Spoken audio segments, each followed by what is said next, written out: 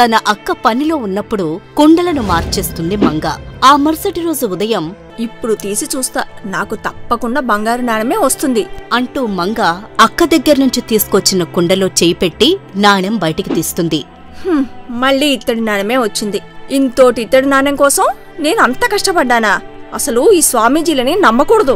రోజు అక్కకి బంగారు నాణెం వస్తుంది, నాకు ఇత్తడి నాణెం వస్తుంది అని తెలిస్తే నా పరువు పోతుంది అంటూ మంగ ఆ కుండను పగలగొట్టేస్తుంది. అలా కొన్ని రోజులు గడిచిన తరువాత మళ్లీ స్వామీజీ సుందరయ్య ఇంటికి వస్తారు.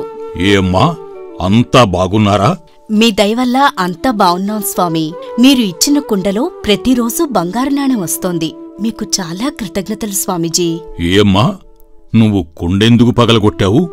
ఆపండి స్వామీజీ, నేను మీకు ఆ రోజు అంత సేవ చేస్తే అక్కకేమో బంగారు నాణాలు ఇచ్చే కుండ ఇచ్చి నాకేమో ఇత్తడి నాణాలుండే కుండ ఇచ్చారు. అది తెలిస్తే అందరి ముందు పరువు పోతుందని నేనే ఆ కుండను పగలగొట్టి అందరికీ చెయ్యి జారి పగిలిపోయిందని చెప్పా. అయినా ఇలా చెయ్యడం మీకు న్యాయమా స్వామీజీ? నువ్వు సేవ చేశావో లేదో నీకే తెలుసు. మీ అక్క చేసే పనులన్నీ నువ్వు చేస్తున్నట్లు అందరి ముందు నటించావు. అందుకే నీకు ఆ బహుమతి దక్కింది. మనం చేసే పనులన్నీ ఈ పంచభూతాలు గమనిస్తూనే ఉంటాయమ్మా. ఏ పనికి ఎటువంటి ప్రతిఫలం ఇవ్వాలో వాటికి తెలుసు. ఇప్పుడు నీకు అర్థమయ్యిందా నీకా కుండ ఎందుకు దక్కిందో? నన్ను క్షమించండి స్వామీజీ. ఆ రోజు నుండి మంగ తన బుద్ధిని మార్చుకుని అందరితో మంచిగా మెలగడం మొదలుపెడుతుంది.